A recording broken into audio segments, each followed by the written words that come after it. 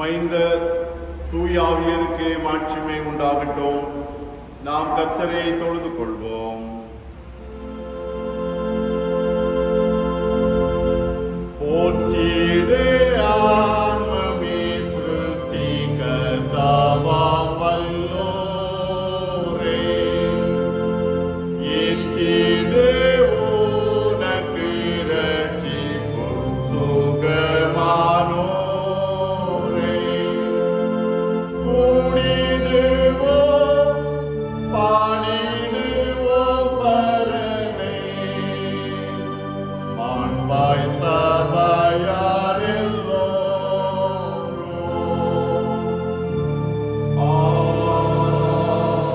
ஆமென். நீ பயப்படாதே, நான் உன்னுடனே இருக்கிறேன். திகையாதே, நான் உன் தேவன். நான் உன்னை பலப்படுத்தி உனக்கு சகாயம் பண்ணுவேன். என் நீதியின் வலது கரத்தினால் உன்னை தாங்குவேன். பூமியின் குடிகளே, எல்லாரும் கர்த்தரை கம்பீரமாய் பாடுங்கள். இது கர்த்தர் உண்டு பண்ணின நாள், இதிலே களிகூர்ந்து மகிழக் கடவோம். நம்மை உண்டாக்கின கர்த்தருக்கு முன்பாக நாம் பணிந்து குனிந்து முழங்காற்படியிடக் கடவோம். வாருங்கள், ஜெபம் செய்வோம். சகலத்தையும் படைத்த சர்வ வல்லவராக இருக்கிற எங்கள் அன்பின் பரலோக பிதாவே, உம்மை துதிக்கிறோம், உம்மை ஸ்தோத்திரிக்கிறோம், உம்மை மகிமைப்படுத்துகின்றோம். சென்று போன மாதம் முழுவதும் ஆண்டவர் எங்களை சுகபத்திரமாய் பாதுகாத்து வழிநடத்தி வந்த தயவுக்காக நாங்கள் உமக்கு நன்றி செலுத்துகின்றோம். ஆண்டவர் எங்களுக்கு தந்திருக்கிற இந்த வருடத்தின் 5வது மாதத்திற்காக நாங்கள் உம்மை ஸ்தோத்திரிக்கின்றோம்.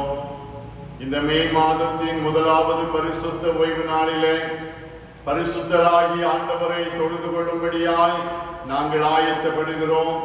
உம்முடைய மகிமையின் பிரசன்னம் எங்களோடு தங்கி இருக்க வேண்டுமாறு ஜெபிக்கிறோம். அன்பின் இயேசுவே, உயிர்த்தெழுந்த ஆண்டவராய் தம்முடைய சீடர்களுக்கு தம்மை வெளிப்படுத்தினவராய் அவர்களோடு தங்கியிருந்த தெய்வமாய் அவர்களை ஆசீர்வதித்த ஆண்டவராய் தம்மை வெளிப்படுத்தினீரே, உம்மை துதிக்கிறோம், உம்மை ஸ்தோத்தரிக்கிறோம், உம்மை மகிமைப்படுத்துகின்றோம். இப்பொழுதும் இந்த பரிசுத்த தொழுகையிலே உம்முடைய பிரசன்னத்தை நாங்கள் உணர்ந்து கொள்ள ஆண்டவர் எங்களோடு இருக்கிறார் என்பதை பரிபூர்ணமாய் விசுவாசித்து ஆண்டவரை மகிமைப்படுத்துகின்ற கிருபைகளை தாரும். தூயாவியானவரே, சகல சத்தியத்திலும் எங்களை நடத்துகிறவரே, எங்களுக்கு உதவி செய்கிறவரே, இந்த ஆராதனை ஆண்டவருக்கு பிரியமாய் காணப்பட ஆவியானவர் எங்களுக்கு உதவி செய்யும்படியாய் ஜெபிக்கிறோம். காணொலி காட்சியின் மூலமாக இத்தொழுகையிலே பங்கு பெறுகிற யாவரோடும் கிருபை தங்கியிருப்பதாக. தடைகள் எல்லாவற்றையும் அப்புறப்படுத்தும். துதி கனம் மகிமை அனைத்தும் ஆண்டவருக்கே செலுத்துகிறோம். இரட்சகர் இயேசு கிறிஸ்துவின் திருப்பாதம் பணிந்து ஜெபிக்கிறோம். ஜெபம் கேளும் அன்பு நிறைந்த பரமபிதாவே, ஆமென். நாம் அனைவரும் இணைந்து ஞான பாடலிலே 41வது பாடலை பாடுவோம். தூய தூய தூய திரியேக தேவா, உமக்கே என்னாலும் சங்கீதம் ஏறுமே என்கிற 41வது ஞான பாடலை அனைவரும் இணைந்து பாடுவோம்.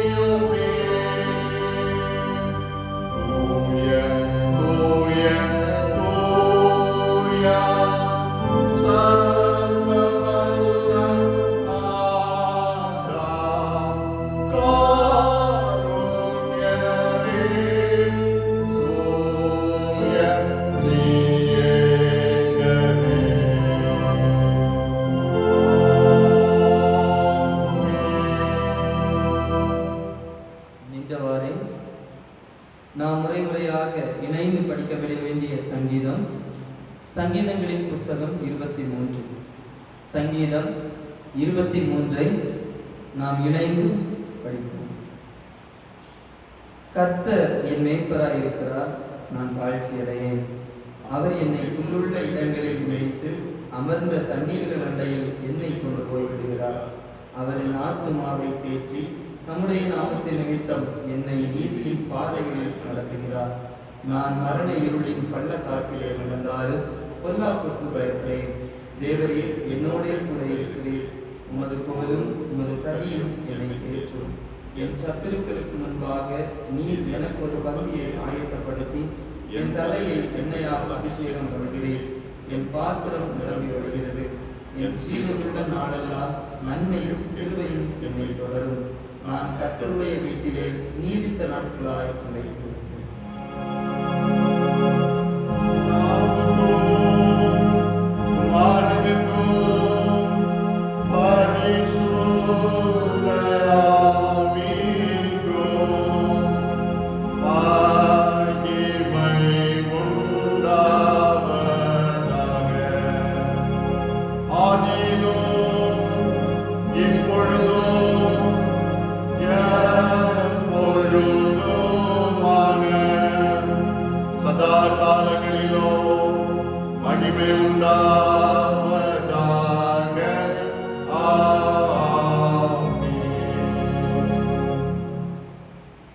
எருசலேமே, நீ ரட்சிக்கப்படும்படிக்கு உன் இருதயத்தை பொல்லாப்பற கழுவு. எந்த மட்டும் அக்கிரம நினைவுகள் உன் உள்ளத்திலே தங்கும். கர்த்தாவே, உம்முடைய கண்கள் சத்தியத்தை அல்லவோ நோக்குகிறது. அவர்களை அடிக்கிறீர், ஆனாலும் அவர்களுக்கு நோகாது. அவர்களை நிர்மூலமாக்குகிறீர், ஆனாலும் புத்தியை ஏற்றுக்கொள்ள மாட்டோம் என்கிறார்கள். ஆகிலும் உன் கர்த்தர் என்னிடத்திற்கு திரும்பி வா என்று சொல்கிறார். இந்த வேளை நாம் மனம் திரும்பி ஆண்டவரிடம் நம்மை நாமே ஒப்புக் கொடுக்க வேண்டிய வேளை. நாம் இருக்கின்ற இடங்களிலே மனதை ஒருமுகப்படுத்தி ஆண்டவரிடத்திலே நம் பிழைகளை அறிக்கை செய்வோம். எருசலேம் ரட்சிக்கப்படும்படிக்கு இருதயத்தை பொல்லாப்பற கழுவு என்று வேதம் சொல்கின்றது. நம்முடைய பாவங்கள், நம்முடைய மீறுதல்கள், நம்முடைய தீய சிந்தைகள், பழக்க வழக்கங்கள் எல்லாவற்றையும் பொல்லாப்பற கழுவ வேண்டும் என்று நாம் அழைக்கப்படுகின்றோம். மனம் உணர வேண்டும், மனம் திரும்ப வேண்டும். அவர் அடித்தும் நமக்கு நோகவில்லை, அவர் புத்தி புகட்டியும் நாம் புத்தி அடையவில்லை. இப்போதும் ஆண்டவர் சொல்லுகிறார், என்னிடத்திற்கு திரும்பி வா. என் மகனே, என் மகளே, நீ என்னிடத்திற்கு திரும்பி வா என்று உன்னையும் என்னையும் பார்த்து ஆண்டவர் கரங்களை விரித்து அழைக்கின்றார். அந்த ஆண்டவரிடத்திலே நாம் தஞ்சம் புக, நம்முடைய பொல்லாப்பற நம்மை நாமே கழுவி சுத்தப்படுத்த வேண்டியது அவசியமாக இருக்கின்றது. இந்த வேளை நமக்கு கொடுக்கப்பட்டிருக்கின்ற ஒரு அரிய வாய்ப்பு. இருக்கின்ற இடங்களிலே, நிற்கின்ற நிலைமையிலே கடவுளை நோக்கி நம்மை பார்க்கும் போது நம்முடைய முகம் அவருக்கு மறைவாய் இருப்பதற்கு காரணம் நம் உள்ளத்திலே இருக்கின்ற பொல்லாப்பு, நம்முடைய பாவங்கள், நம்முடைய அக்கிரமங்கள்.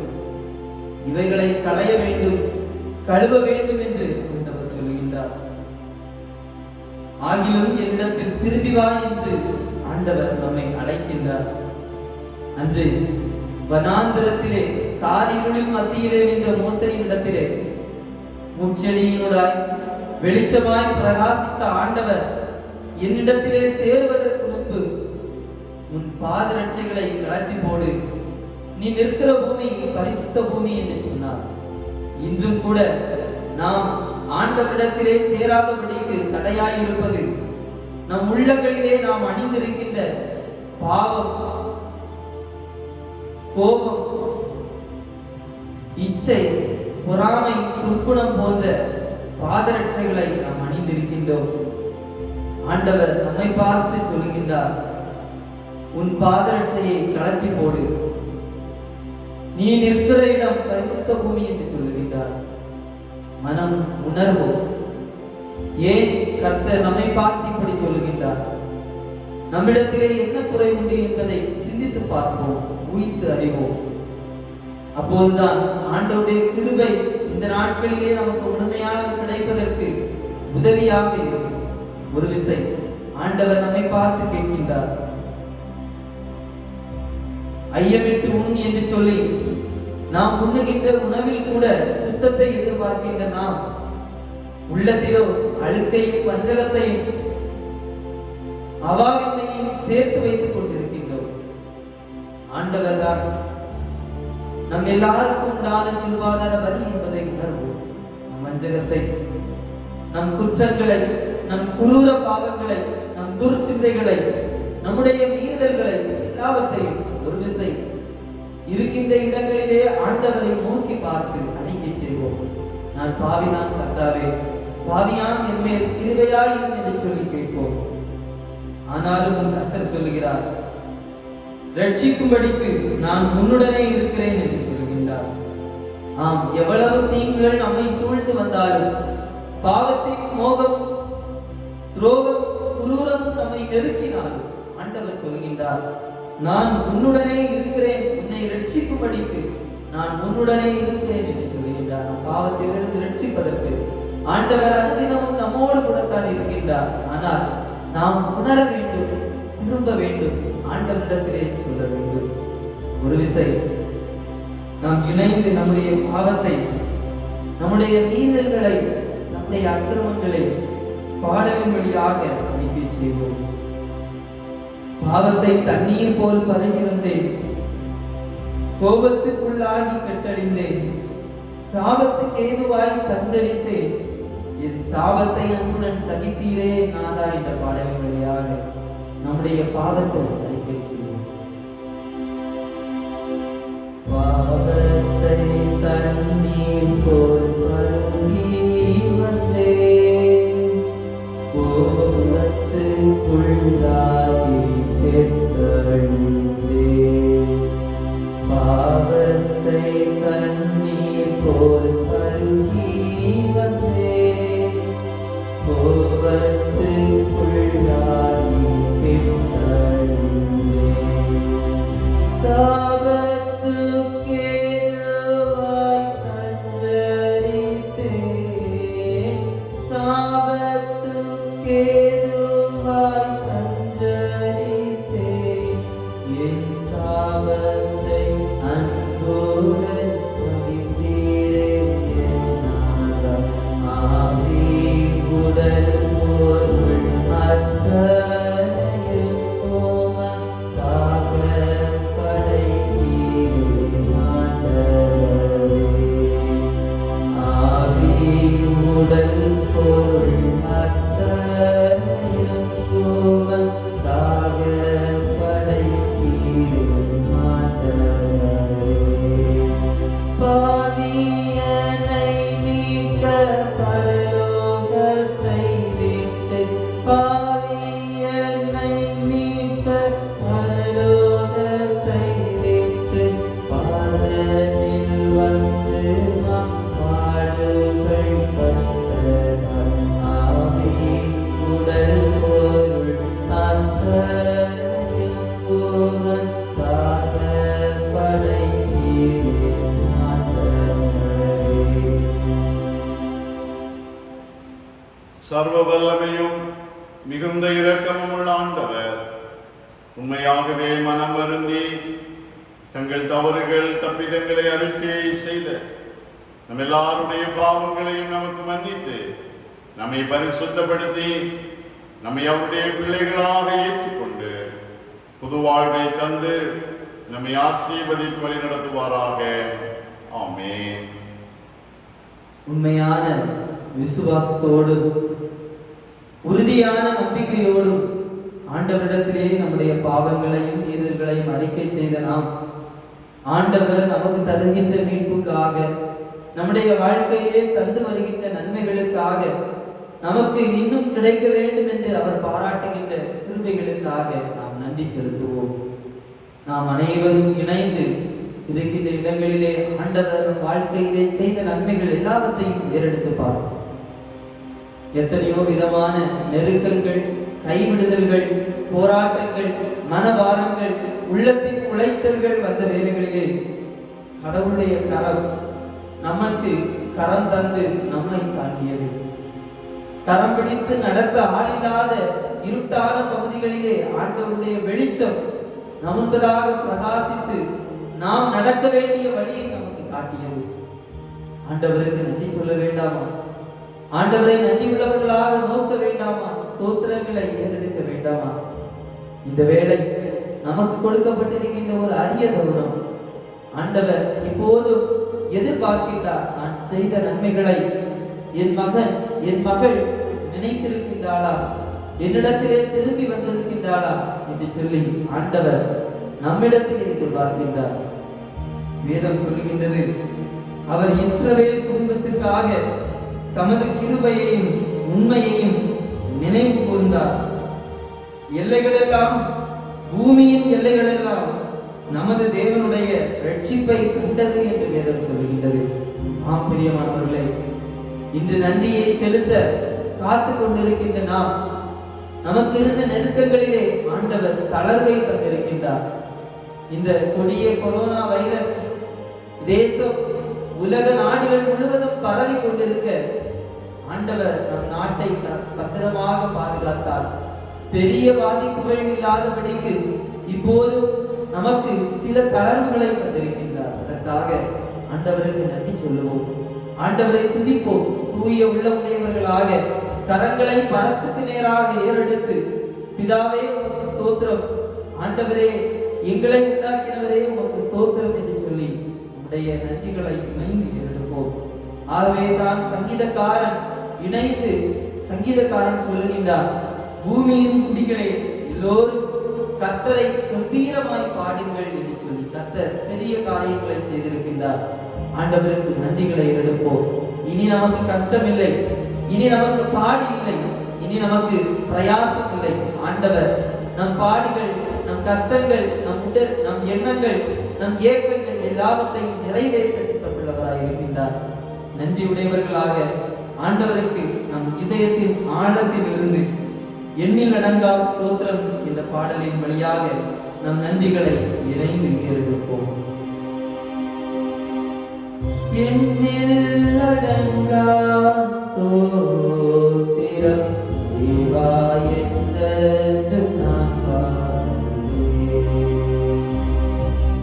எண்ணில் அடங்கா ஸ்தோத்திரம் தேவா என்றென்றும் நான் பாடுவேன். இந்நாள் வரை என் வாழ்விலே, இந்நாள் வரை என் வாழ்விலே நீ செய்த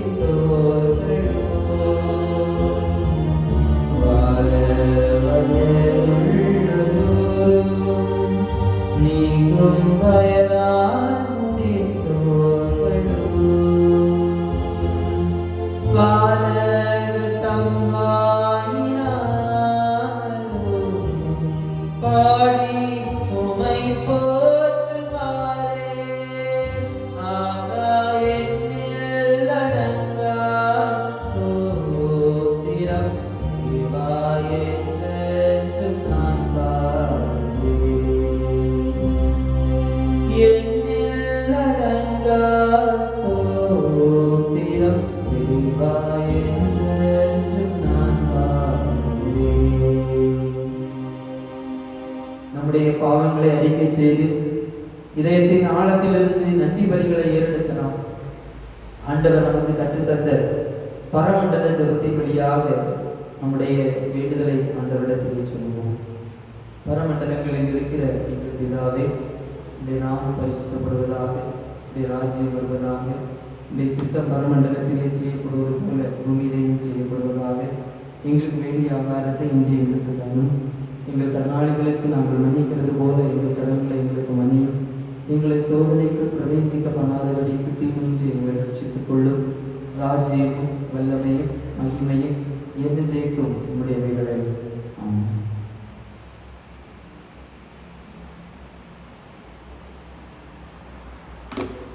இந்த நாளுக்கு படிக்கப்பட வேண்டிய திருமறை பகுதி தூய லூக்கா எழுதின நற்செய்தி நூல் 24ஆம் அதிகாரம் திருவார்த்தைகள் 13 முதல் 33 முடிய. லூக்கா எழுதின நற்செய்தி நூல் 24ஆம் அதிகாரம் திருவார்த்தைகள் 13 முதல் 33 வரை அடங்கிய பகுதியை படிக்க கேளுங்கள். அன்றைய தினமே அவர்களில் 2 பேர் எருசலேமுக்கு 7 அல்லது 8 மைல் தூரமான எம்மாவு என்னும் கிராமத்துக்கு போனார்கள். போகையில் இந்த வர்த்தமானங்கள் யாவையும் குறித்து அவர்கள் ஒருவரோடொருவர் பேசிக் கொண்டார்கள். இப்படி அவர்கள் பேசி சம்பாஷித்துக் கொண்டிருக்கையில் இயேசு தாமே சேர்ந்து அவர்களுடனே கூட நடந்து போனார். ஆனாலும் அவரை அறியாதபடிக்கு அவருடைய கண்கள் மறைக்கப்பட்டிருந்தது. அப்பொழுது அவர் அவர்களை நோக்கி, நீங்கள் துக்கமுகமானவர்களாய் வழி நடந்து ஒருவருக்கொருவர் சொல்லிக் கொள்ளுகிற காரியங்கள் என்னவென்று கேட்டார். அவர்களில் ஒருவனாகிய கிளையோப்பா என்பவன் பிரதியுத்தரமாக, இந்நாட்களில் எருசலேமிலே நடந்தவைகளை அறியாதபடிக்கு நீர் அந்நியராயிருக்கிறீரே என்றார். அவர், எவைகள் என்றார். அதற்கு அவர்கள், நசரேயனாகிய இயேசுவை குறித்தவைகளே. அவர் தேவனுக்கு முன்பாகவும் ஜனங்கள் எல்லாருக்கும் முன்பாகவும் செய்கையிலும் வாக்கிலும் வல்லமை உள்ள தீர்க்கதரிசியாய் இருந்தார். நம்முடைய பிரதான ஆசாரியரும் அதிகாரிகளும் அவரை மரண ஆக்கினைக்குட்படுத்தி சிலுவையில் அறைந்தார்கள். அவரை இஸ்ரவேலை மீட்டு ரட்சிப்பவர் என்று நாங்கள் நம்பியிருந்தோம். இவைகள் சம்பவித்து இன்று 3 நாளாகிறது.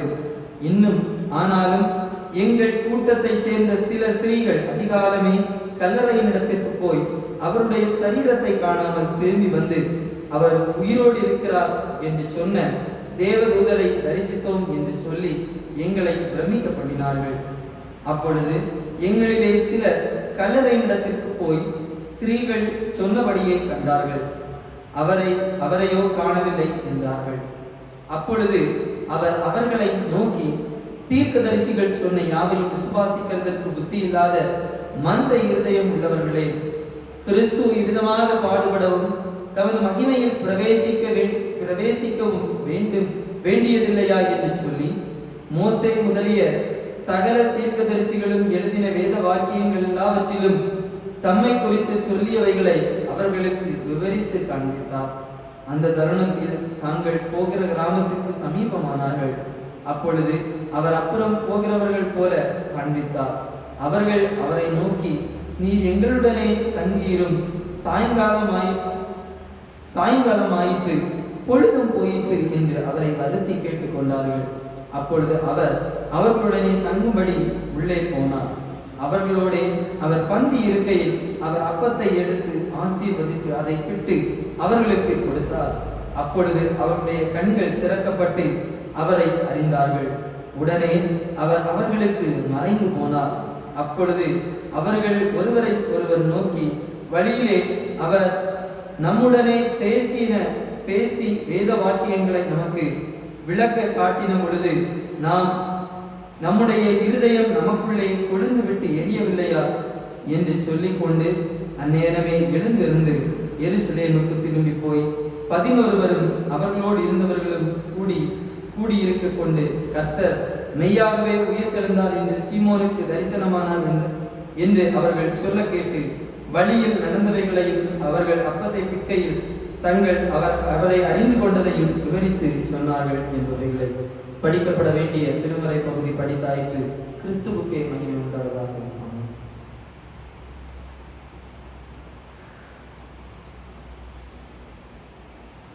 கர்த்தருடைய பரிசுத்த நாமத்திற்கு மகிமை உண்டாகட்டும். கிறிஸ்துவுக்குள் மிகவும் அன்பானவர்களே, சென்று போன மாதம் முழுவதும் ஆண்டவர் நம்மோடு இருந்தார். இதோ நான் உன்னை குணமாக்குவேன் என்று வாக்கு பண்ணின ஆண்டவர் நம்முடைய வாழ்விலே நம்மோடு இருந்து பலகீனங்களிலே, வியாதிகளிலே நம்மை குணப்படுத்தினார். ஆண்டவரை ஸ்தோத்தரிப்போம். ஆண்டவர் தந்த இந்த புதிய மாதத்திற்காக நாம் ஆண்டவரை ஸ்தோத்தரிப்போம். இந்த புதிய மாதத்திலே ஆண்டவர் நமக்கு தந்திருக்கிற அவருடைய வார்த்தை ஏசாயா 41 அதிகாரம் 10வது வசனத்திலே சொல்லப்பட்டபடி, நீ பயப்படாதே, நான் உன்னுடனே இருக்கிறேன். திகையாதே, நான் உன் தேவன். நான் உன்னை பலப்படுத்தி உனக்கு சகாயப்படுவேன். என் நீதியின் வலது கரத்தினால் உன்னை தாங்குவேன். இந்த மாதத்திலே ஆண்டவர் நம்முடைய வார்த்தையை தந்து நம்மை பலப்படுத்தி இருக்கிறார். ஆண்டவர் தந்திருக்கிற இந்த வார்த்தையின்படி இந்த மாதம் நமக்கு ஆசீர்வாதமாக அமைய ஜெபத்தோடு நம்முடைய வாழ்க்கையை தொடர்வோம். ஆண்டவர் நம்மோடு இருந்து நம்மை ஆசீர்வதிப்பாராக. அன்பர்களே, இன்று இந்த புதிய மாதத்தினுடைய முதலாவது நாள் பரிசுத்த தொழுகையை காணொலி காட்சி மூலமாக பார்த்து ஆண்டவரை ஆராதிக்கிற உங்கள் அனைவரையும் அன்போடு வாழ்த்துகின்றேன். ஊரடங்கு நீடிக்கப்பட்டிருக்கிறது. ஆகிலும் சில தளர்வுகள் நமக்கு தரப்பட்டிருக்கிறது. இவைகளை அரசாங்க அறிவுரைப்படி நாம் பயன்படுத்துவோம். தொடர்ந்து கொரோனா வைரஸிற்கு எதிரான யுத்தத்திலே நாமும் நம்மை இணைத்துக் கொள்வோம். ஆண்டவர் நமக்காக யுத்தம் செய்ய அனுதினமும் ஜெபிப்போம். வெகு விரைவிலே ஆண்டவர் இந்த சூழ்நிலைகள் எல்லாவற்றிலிருந்து நம்மை விடுவித்து நம்மை ஆசீர்வதிப்பாராக. இந்த புதிய மாதம் உங்கள் அனைவருக்கும் ஆசீர்வாதமாக அமைய திருச்சபையின் வழியாக வாழ்த்துகின்றேன். திருச்சபையின் திருப்பணிகளிலும் ஜெபத்தோடு நாம் பங்கு பெறுவோம். திருச்சபையின் காரியங்களை குறித்த கரிசனையிலே உங்களை அதிகமாக நீங்கள் ஈடுபடுத்திக் கொள்ள அன்போடு கேட்டுக்கொள்கின்றேன். அதோடு நம்மை சார்ந்திருக்கிற மக்கள், பலவித தேவைகளில் இருக்கிற மக்களுக்கு உதவி செய்வதற்கும் நம்மால் இயன்ற உதவிகளை அவர்களுக்கு செய்ய நம்மை ஆயத்தப்படுத்துவோம். இந்த நாட்களிலே இது ஆண்டவருக்கு பிரியமான காரியங்களாக அமைகிறது என்பதை நீங்கள் ஒவ்வொருவரும் அறிந்து கொள்ள, அதற்கேற்ற விதத்திலே உங்களால் இயன்ற உதவிகளை செய்யவும் அன்போடு கேட்டுக்கொள்கின்றேன். இதனால் என் சிந்தனைக்கு ஆயத்தமாக தலைகளை தாழ்த்தி ஜெபிப்போம். எங்கள் கண்மலையும் மீட்பருமாய் இருக்கிற அன்பின் கர்த்தாவே, இந்த புதிய மாதத்தின் முதலாவது நாள், முதலாவது பரிசுத்த ஓய்வு நாளிலே உம்முடைய வார்த்தையை தியானிக்க நாங்கள் ஆயத்தப்படுகிறோம். ஆண்டவர் எங்களோடு பேசுவீராக. உம்முடைய சத்தத்தை நாங்கள் கேட்க, உம்முடைய சித்தத்தை புரிந்து கொள்ள, ஆண்டவருக்கு சாட்சியாக வாழ எங்களை அர்ப்பணிக்கிறோம். இயேசு ரட்சகர் வழியாய் கேட்கிறோம். ஜெபம் கேளும் அன்பு நிறைந்த பரமபிதாவே, ஆமென். அல்லேலூயா, அல்லேலூயா, அல்லேலூயா. கிறிஸ்துவுக்குள் பிரியமானவர்களே, இந்த நாளிலே நமக்கு சிந்தனைக்காக தரப்பட்டிருக்கிறதான தலைப்பு உயிர்த்தெழுந்த கிறிஸ்துவுடன் கூட்டுறவு. உயிர்த்தெழுந்த கிறிஸ்துவுடன் கூட்டுறவு, கம்யூனியன் வித் ரிசன் கிரைஸ்ட். இதற்கு ஆதாரமாக தெரிந்து கொள்ளப்பட்ட திருமறையின் வார்த்தை நாம் படிக்க கேட்ட லூக்கா நற்செய்தி நூல் 24 அதிகாரம் 31வது வசனம். அப்பொழுது அவர்களுடைய கண்கள் திறக்கப்பட்டு அவரை அறிந்தார்கள். உடனே அவர் அவர்களுக்கு மறைந்து போனார். அப்பொழுது அவர்கள் கண்கள் திறக்கப்பட்டு அவரை அறிந்தார்கள்.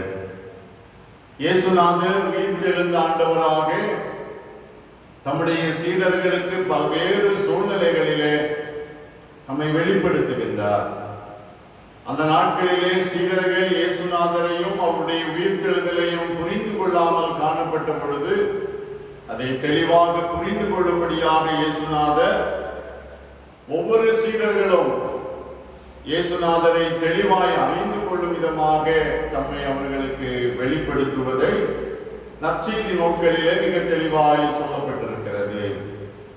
லூக்கா நற்செய்தி நூல் 24ஆம் அதிகாரம் 13 முதல் 36 முடிய உள்ள வசனங்களை நாம் படிக்கிற பொழுது இந்த பகுதியிலே இயேசுநாதர் தம்முடைய சீடர்களுக்கு தம்மை வெளிப்படுத்துகிறதான விதம், எந்த நிலையிலே தம்முடைய சீடர்களோடு அவர் தம்முடைய உறவை ஏற்படுத்திக் கொள்ளுகின்றார், இயேசுநாதர் எந்த விதத்திலே தம்முடைய சீடர்களோடு தம்மை இணைத்துக் கொள்ளுகின்றார் என்பதை நாம் தெளிவாய் புரிந்து கொள்ள முடிகிறது.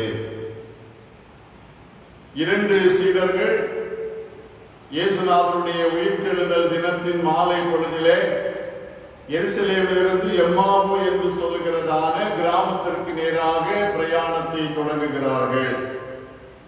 அவர்கள் பிரயாணத்திலே ஆண்டவர் தம்மை அவர்களுக்கு வெளிப்படுத்துகிறார். அதிலே இயேசுநாதரை அவர்கள் காண்கிறார்கள், அறிந்து கொள்ளுகிறார்கள். இந்த எம்மாவு நோக்கி சென்ற சீடர்களுடைய பிரயாணத்திலே இயேசுநாதர் அவர்களுக்கு வெளிப்படுத்துகிறதான அந்த நிலை நம்முடைய அனுதின வாழ்க்கையிலும் ஆண்டவர் எவ்வளவாக தம்மை நமக்கு வெளிப்படுத்துகிறார் என்பதை நாம் தெளிவாய் புரிந்து கொள்ள முடிகிறது. முதலாவதாக இயேசுநாதர் தம்மை சீடர்களுக்கு வெளிப்படுத்துகிற பொழுது அந்த நிலையில உடன் பிரயாணம் செய்கிறவராக தம்முடைய சீடர்களுக்கு தம்மை வெளிப்படுத்துகின்றார். எருசலேமிலிருந்து எம்மாவு என்று சொல்லப்படுவது 11 கிலோமீட்டர் தொலைவு உள்ள ஒரு இடம். இந்த இடத்திற்கு நேராக 2 சீடர்கள் வேகமாக பிரயாணம் செய்கிறார்கள். இதற்கு காரணம் எருசலேமிலே அவர்கள் அந்த நாட்களிலே சந்திக்க முடியாத பல்வேறு விதமான போராட்டங்கள், இயேசுநாதருடைய உயிர்த்தெழுதலின் நிமித்தமாக எருசலேம் நகரத்தில் ஏற்பட்டதான சூழ்நிலை இந்த சீடர்கள் எருசலேமை விட்டு எம்மாவுக்கு செல்லும்படியாக அவர்களை தூண்டுகிறது. எம்மாவு செல்லும்படியாக அவர்கள் பிரயாணப்படுகிற பொழுது பயம் நிறைந்தவர்களாய் காணப்படுகிறார்கள். தங்களுடைய பிரயாணத்திலே தங்களுக்கு உதவியாக தங்களோடு பிரயாணம் செய்வதற்கு யாரேனும் கடந்து வருவார்களா என்று எதிர்பார்த்து காத்து கொண்டிருந்த, பயத்தோடு பிரயாணம் செய்து கொண்டிருந்த சீடர்களிடத்திலே இயேசுநாதர் அவர்களோடு பிரயாணம் செய்கிற ஆண்டவராய் தம்மை வெளிப்படுத்துகிறார். 15வது வசனம், இப்படி அவர்கள் பேசி சம்பாதித்துக் கொண்டிருக்கையில் இயேசு தாமே சேர்ந்து அவர்களுடனே கூட நடந்து போனார். எம்மாவு செல்கிற சீடர்களோடு நடந்து போகிற ஆண்டவராக தம்மை வெளிப்படுத்துகின்றார். நண்பர்களே, எம்மாவு என்று சொல்லுகிறதான இடம் சீடர்கள் அந்த நாளிலே தங்களை காத்துக் கொள்ளும்படியாக அமைதியை தேடி சென்றதான ஒரு இடம் என்று சொல்லப்படுகிறது. இப்படி எம்மாவு நோக்கி சென்று கொண்டிருந்த சீடர்களோடு ஆண்டவர் தம்மை வெளிப்படுத்துவதிலே அவர்களோடு பிரயாணம் செய்கிறவராய் கூடவே நடந்து செல்கிறார் என்று இந்த பகுதி தெளிவாய் நமக்கு சொல்லுகிறது. இயேசுநாதர் அவர்களோடு கூட நடந்து செல்லுகிற பொழுது தங்களோடு வருவது இயேசு என்பதை அவர்கள் அறிந்து கொள்ளாத நிலையிலும் எங்களோடு ஒருவர் வருகிறார் என்று சொல்லுகிற மகிழ்ச்சியில பயத்திலிருந்து விடுதலையை பெற்றுக் கொள்ளுகிறார்கள். இயேசுநாதர் நம்முடைய வாழ்க்கை பயணத்திலே நம்மோடு வருகிற பொழுது நாம் பயமற்று பிரயாணம் செய்ய முடிகிறது.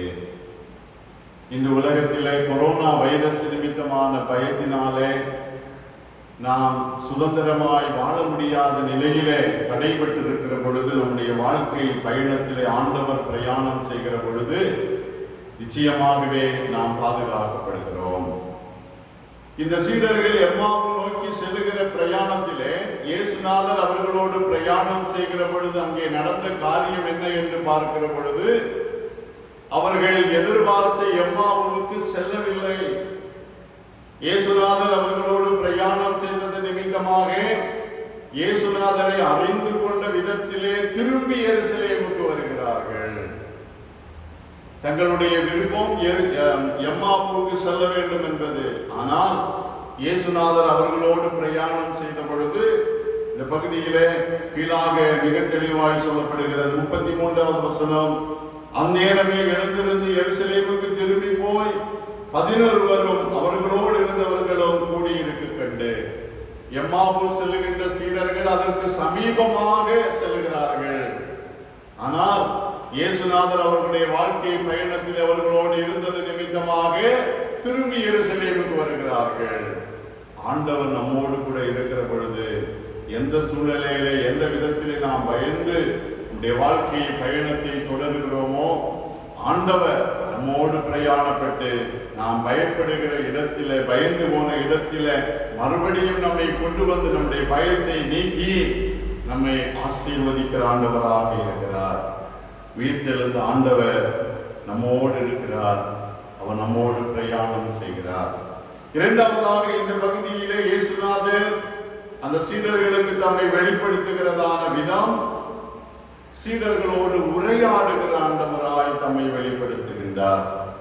உடன் பிரயாணம் செய்த ஆண்டவர் அவர்களோடு உரையாடல் செய்கிறார். உரையாடல் என்று சொல்வது மனித உறவுகளை வளர்த்துக் கொள்வதிலே மிக முக்கியமானது. இந்த அநேக சூழ்நிலைகளிலே, குடும்பங்களிலே சீரான உறவு நிலைகள் இல்லாதிருப்பதற்கு காரணம் கணவன், மனைவி, பெற்றோர், பிள்ளைகள், உடன் பிறந்தவர்கள், திருச்சபை மக்கள், சமூகத்து மக்கள், இவர்களுக்கு இடையிலே சரியான உரையாடல்கள் இல்லை. ஒருவரை ஒருவர் விசாரிப்பதில்லை. உயிர்த்தெழுந்த ஆண்டவர் இந்த சீடர்களோடு உரையாடுகிறார்.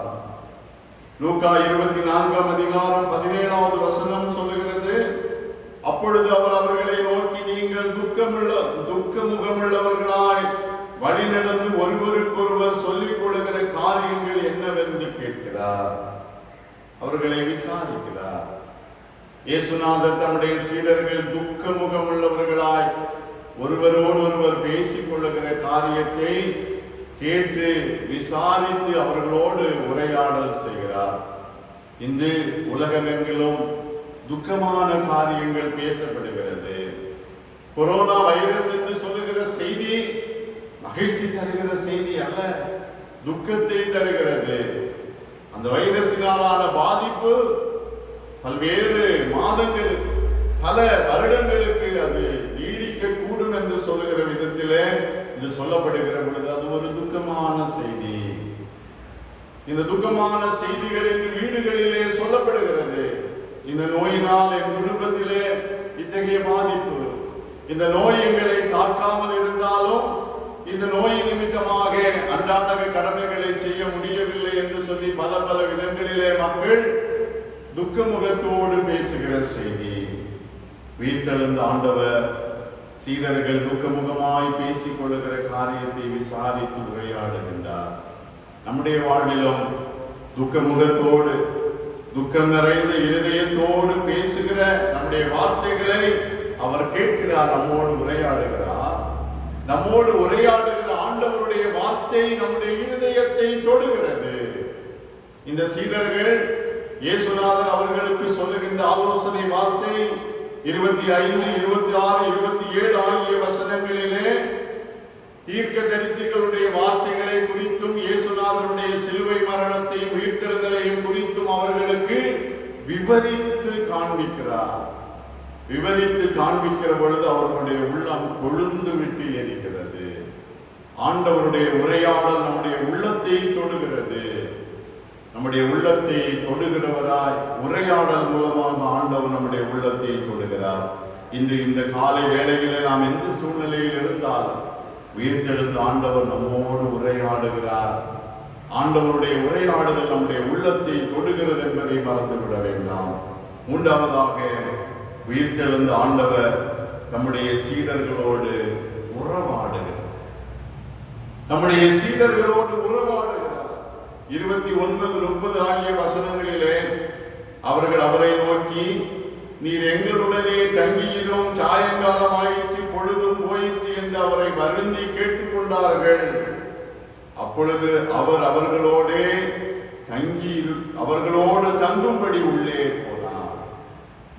சீடர்களோடு உரையாடின ஆண்டவர், சீடர்கள் ஆண்டவருடைய வார்த்தைகளை கேட்கிற பொழுது, அவர்கள் உள்ளம் தொடப்படுகிற பொழுது, எங்களோடு பேசுகிறவர், எங்களோடு தங்கி இருக்க வேண்டியவர் என்பதை அவர்கள் உணர்ந்து கொண்டவர்களாய் எங்களோடு தங்கியிரும் என்று கேட்கிறார்கள். அந்த சூழ்நிலையிலும் அவரை இயேசு என்று அறியவில்லை. ஆண்டவர் தம்முடைய சீடர்களோடு தங்கும்படி போகிறார். ஆண்டவர் மானிட வாழ்விலே நம்மோடு தங்கி இருக்க விரும்புகிறார். ஏனென்றால் ஆண்டவருக்கு தேவை நாம் அவரோடு உறவுபட்டு வாழ வேண்டும் என்பதை ஆண்டவர் விரும்புகிறார். சகையுவின் வீட்டிற்கு தங்கும்படி செல்லுகிறார். ஜனங்கள் முறுமுறுக்கிறார்கள். ஆண்டவர் சகையோடு தங்கி சகையுவை ஆபிரகாமின் குமாரனாக மாற்றி அந்த சகையுவின் வாழ்விலே மேன்மைகளை அருளி செய்கிறார். அன்பர்களே, உயிர்த்தெழுந்த ஆண்டவர் நம்மோடு தங்கி இருக்க விரும்புகிறார். ஆண்டவர் தங்கி இருக்கும்படி நம்முடைய இருதயத்தை நாம் ஆயத்தப்படுத்த வேண்டும்.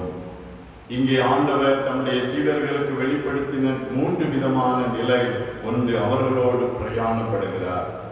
எந்த சூழ்நிலையில் அவர்களோடு அவர் பிரயாணப்படுகிறார் என்று சொல்லுகிறார் சொன்னால், பயம் நிறைந்த பயணத்திலே அவர்களோடு அவர் பிரயாணம் செய்தார். இரண்டாவதாக, இயேசுநாதர் தம்முடைய சீடர்களோடு உரையாடுகிறார்.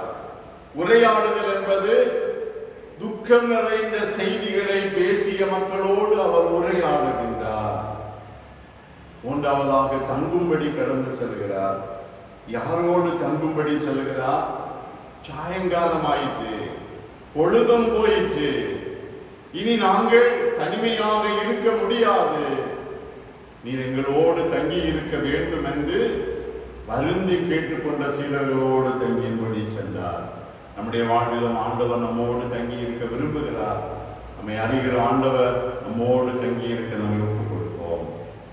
உயிர்த்தெழுந்த ஆண்டவர் தம்முடைய சீடர்களுக்கு தம்மை வெளிப்படுத்தி அவர்களோடு பிரயாணம் செய்து, அவர்களோடு உரையாடல் செய்து, அவர்களோடு தங்கி இருந்து அவர்களை ஆட்கொள்ளுகிறார். இயேசுநாதரால் அந்த சீடர்கள் பிடிக்கப்படுகிறார்கள். இயேசுநாதரை விட்டு அகன்று செல்ல முடியாத விதத்திலே அவர் தம்முடைய சீடர்களோடு தம்மை வெளிப்படுத்துகிறார். அந்த ஆண்டவர் இந்த நாளிலும் நம்மோடு இருக்கிறார் என்பதை விசுவாசிப்போம். அவருடைய பாதத்திலே நம்மை அர்ப்பணிப்போம். ஆண்டவர் நம்மோடு இருந்து நம்மை ஆசீர்வதித்து சகல நன்மைகளினால் கிருபைகளினாலும் நிரப்புவாராக. ஆமென், ஆமென். நாம் அனைவரும் எழுந்து நம்முடைய விசுவாசத்தை பொதுவான அப்போஸ்தலர் விசுவாச அறிக்கையின் வழியாக அறிக்கை செய்வோம். வானத்தையும் பூமியையும் படைத்த சர்வ வல்லமை உள்ள பிதாவாகிய கடவுளை விசுவாசிக்கிறேன். அவருடைய ஒரே குமாரனாகிய நம்முடைய நாதர் இயேசு கிறிஸ்துவை விசுவாசிக்கிறேன். அவர் பரிசுத்த ஆவியினாலே கன்னிமரியாளிடத்தில் உட்பவித்து பிறந்தார். பொந்திய பிலாத்துவின் காலத்தில் பாடுபட்டு சிலுவையில் அறையுண்டு மரித்து அடக்கம் பண்ணப்பட்டு பாதாளத்தில் இறங்கினார். 3ஆம் நாள் மரித்தோடத்தில் எழுந்தருளினார். பரமண்டலத்துக்கு ஏறி சர்வ வல்லமை உள்ள பிதாவாகி கடவுளின் வலது பாசத்திலே வீற்றிருக்கிறார். அவ்விடத்திலிருந்து உயிருள்ளோரையும் மரித்தோரையும் நியாயம் தீர்க்க வருவார். பரிசுத்த ஆவியை விசுவாசிக்கிறேன். பொதுவாயிருக்கிற பரிசுத்த சபையும் பரிசுத்தவான்களின் ஐக்கியமும் பாவ மன்னிப்பும் மரித்தோர் உயிர்த்தெழுதலும் நித்திய ஜீவனம் உண்டென்று விசுவாசிக்கிறேன். ஆமென். நாம் அனைவரும் இணைந்து ஆராதனை பாடல்கள் புஸ்தகத்திலே 3வது பாடலை கரங்களை தட்டி பாடுவோம். எந்த உள்ளம் புது கவியாலே பொங்க இயேசுவை பாடிடுவேன். அவர் நாமம் ஊற்றுண்ட பரிமள தைலம், அவரையே நேசிக்கிறேன் என்கிற 3வது பாடல்.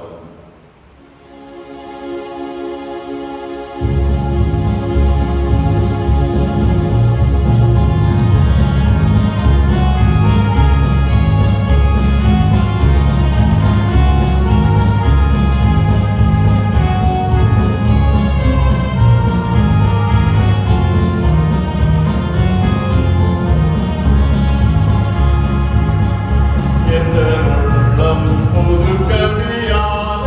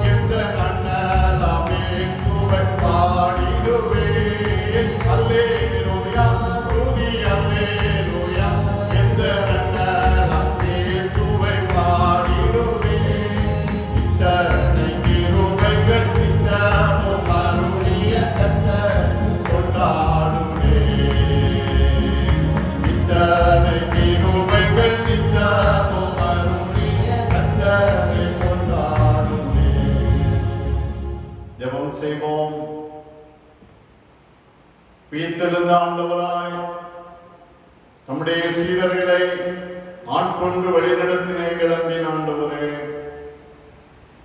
பயணத்திலே பயந்து போயிருந்த தம்முடைய சீடர்களோடு உடன் பிரயாணம் செய்து அவர்கள் பயத்தை நீக்கின ஆண்டவரே, நாங்கள் இந்த உலக வாழ்விலே கொரோனா வைரஸ் நிமித்தமான பாதிப்பினாலே பயந்து போய் காணப்படுகிறோம் என்பதை கர்த்தர் அறிவி, எங்கள் வாழ்க்கை பயணம் பயம் நிறைந்ததாயிருக்கிறது. ஆண்டவர் எங்களுடன் பிரயாணம் செய்கிற பொழுது பயங்கள் நீங்க பெற்று நாங்கள் மகிழ்ச்சியாய் எங்கள் பிரயாணத்தை தொடர முடியும் என்பதை உணர்ந்து கொள்கிறோம். உயிர்த்தெழுந்த ஆண்டவராய் தம்முடைய சீடர்களோடு உரையாடின ஆண்டவரே, துக்கமுகமாய் அவர்கள் பேசிய வார்த்தைகளை கேட்டு அவர்களோடு உரையாடி அவர்கள் உள்ளத்தை தொட்டு உள்ளம் கொழுந்துவிட்டு எரிய செய்தவரே, நாங்களும் முகமாயிருக்கிறோம். இந்த புதிய மாதத்தை எங்களுக்கு தந்தே, நீ பயப்படாதே, நான் உன்னுடன் இருக்கிறேன் என்று சொல்லி எங்களுக்கு வாக்கு பண்ணினீரே. ஆண்டவர் எங்களோடு இருந்து எங்களோடு உரையாடுகிற பொழுது எங்கள் துக்கம் எல்லாம் நீங்கி போகிறது. நாங்கள் எங்கள் இருதயத்திலே ஆண்டவருடைய நம்பிக்கையிலே உறுதியாய் காணப்படுகிறோம். உயிர்த்தெழுந்த ஆண்டவராய் உடன் சீடர்களோடு தங்கியிருந்து அப்பத்தை கொடுத்து அவர்கள் கண்களை திறந்த ஆண்டவரே, உலகத்தின் சூழ்நிலைகளிலே எங்கள் கண்களும் திறக்கப்படட்டும் ஐயா. எங்கள் கண்கள் ஆண்டவரை அறிந்து கொள்ளக்கூடாமல் அடைக்கப்பட்டிருக்கிறது. எங்கள் அகக்கண்கள் திறக்கப்படும்படி ஆண்டவர் எங்களோடு தங்கியிருக்கும்படியாய் புதிய மாதத்தின் முதலாவது பரிசுத்த ஓய்வு நாளிலே உடைய சமூகத்தில் எங்களை அர்ப்பணித்து ஜெபிக்கிறோம். இந்த மாதம் எங்களுக்கு ஆசீர்வாதமாக அமையட்டும். ஊரடங்கு தொடர்ந்து நீடிக்கப்பட்டாலும் சில தளர்வுகள் எங்களுக்கு தரப்பட்டிருக்கிறதற்காக ஸ்தோத்திரம் ஐயா. அனுதினமும் கூலி வேலை செய்கிற தம்முடைய பிள்ளைகளுக்காக ஜெபிக்கிறோம். விவசாயம் செய்கிறவர்களுக்காக ஜெபிக்கிறோம். கட்டுமான பணி செய்கிறவர்களுக்காக ஜெபிக்கிறோம். அலுவலகங்களிலே, தொழிற்சாலைகளிலே, தொழிற்கூடங்களிலே பணி செய்கிறவர்களுக்காக ஜெபிக்கிறோம். யாவரோடும் கிருபை இருக்கட்டும். ஒவ்வொருவரும் இந்த மாதத்திலே இந்த நாட்களிலே தங்கள் கடமைகளை தொடர்ந்து சிறப்பாய் செய்யும்படியான நல்ல அனுகூலங்களை ஆண்டவர் கட்டளையிட வேண்டுமாறு ஜெபிக்கிறோம். தேவையான நன்மைகள் தடையின்றி கிடைக்கப்படக்கத்தன் அனுகிரகம் செய்வீராக. சுயமாக தொழிலை ஆரம்பித்து அவைகளை தொடர்ந்து செய்ய இயலாமல் தடைபட்டிருக்கிற தம்முடைய பிள்ளைகளின் காரியங்கள் ஆசீர்வதிக்கப்படட்டும் ஐயா. வியாபாரம் செய்கிறவர்களை ஆசீர்வதியும். வாகனங்களிலே பணி செய்கிறவர்கள், வாகனங்களை ஓட்டுகிறவர்கள் யாவரையும் ஆசீர்வதியும். நம்முடைய பிள்ளைகள் தொடர்ச்சியாக தங்கள் வாகனங்களின் மூலமாய் வரத்துள்ள நன்மைகளை பெற்றுக்கொள்ள குடும்பத்தின் தேவைகள் சந்திக்கப்பட அனுகிரகம் செய்வீராக. அலுவலகங்களிலே, தொழிற்சாலைகளிலே பணி செய்கிற யாவரோடும் கிருபையும் உம்முடைய பாதுகாவலும் தங்கி இருக்கட்டும். அரசு துறையிலே, தனியார் துறையிலே பணி செய்கிறவர்கள், கல்வித்துறையிலே, மருத்துவத்துறையிலே, காவல்துறையிலே பணி செய்கிறவர்கள் யாவரோடும் கிருபை தங்கி இருக்கட்டும் ஐயா. ஒவ்வொருவரும் தங்கள் தேவைகளை சந்தித்துக் கொள்ளுகின்ற நல்ல அனுகூலங்களை கட்டளையிட வேண்டுமாறு ஜெபிக்கிறோம் கர்த்தாவே. அன்பின் தெய்வமே, இந்த புதிய மாதத்திலே புதிய நன்மைகள், புதிய கிருபைகள் எங்கள் வாழ்விலே நிறைவாய் தங்கி இருக்கட்டும். சிறு பிள்ளைகளுக்காய், வாலிபர்களுக்காய், பெற்றோர்களுக்காய், முதிர் வயதுள்ளவர்களுக்காய் ஜெபிக்கிறோம். யாவரையும் ஆசீர்வதியும். படித்துக் கொண்டிருக்கிற பிள்ளைகள், உயர்கல்விக்காக முயற்சி செய்கிற பிள்ளைகள், தேர்வெழுத ஆயத்தப்படுகிறவர்கள் யாவரோடும் கிருபை இருக்கட்டும் ஐயா. திருமண வாழ்வுக்காய் காத்திருக்கிறவர்கள், உத்தர பாக்கியத்திற்காய் எதிர்பார்த்திருக்கிறவர்கள் ஒவ்வொருவரையும் ஆசீர்வதிக்கும்படியாய் ஜெபிக்கிறோம். வியாதிப்பட்டிருக்கிற மக்களுக்காக ஜெபிக்கிறோம். சுகம் தாரும், நலந்தார். குடும்பத்தின் காரியங்களை நினைத்து வறுமையினால், சிறுமையினால் பாரப்படுகிற ஒவ்வொருவரையும் ஆசீர்வதிக்கும்படியாய் ஜெபிக்கிறோம். குடும்பங்களிலே சமாதானத்தை தாரும். உயிர்த்தெழுந்த ஆண்டவர் என்னோடு இருக்கிறார், எங்களோடு இருக்கிறார், எங்களை ஆசீர்வதிக்கிறார் என்கிற நம்பிக்கையிலே தொடர்ந்து ஆண்டவருக்கு சாட்சியாய் வாழ உதவி தாரும். சகாய நகர் சிஎஸ்ஐ ஆலயத்தை சுற்றிலும் இருக்கிற எல்லா மக்களுக்காக ஜெபிக்கிறோம். ஒலிபெருக்கின் மூலமாக இந்த ஜெபத்தை கவனிக்கிற யாவரையும் கர்த்தர் ஆசீர்வதியும். ஒவ்வொருவருடைய வேண்டுதல்களையும் கர்த்தர் கேட்டு நன்மையினாலும் கிருபையினாலும் நிரப்புவீராக. அன்பின் தெய்வமே, திருச்சபை ஆசீர்வதியும். திருச்சபையின் திருப்பணிகளை படிப்படியாக நாங்கள் சிறப்பாய் செய்ய கர்த்தருக்கு பலம் தர வேண்டும். இந்த மாதத்தில் உங்களுடைய ஆலயத்திலே செய்யப்பட வேண்டிய காரியங்களை ஆண்டவருடைய சித்தப்படி நாங்கள் செய்து நிறைவேற்ற கிருபை தார். திருச்சபையின் தேவைகள் எல்லாம் சந்திக்கப்படட்டும் ஐயா. அன்பின் தெய்வமே, இந்த நாட்களில் எங்கள் திருச்சபையின் பிள்ளைகளுக்கு ஆண்டவர் தந்து வருகிற நன்மைகளுக்காக ஸ்தோத்திரம். ஆண்டவர் கொடுத்த அரசு பணியிலே இந்த நாளிலே பிரவேசிக்கும்படி ஆயத்தப்படுகிற தம்முடைய மகனோடு கிருபை இருக்கட்டும்.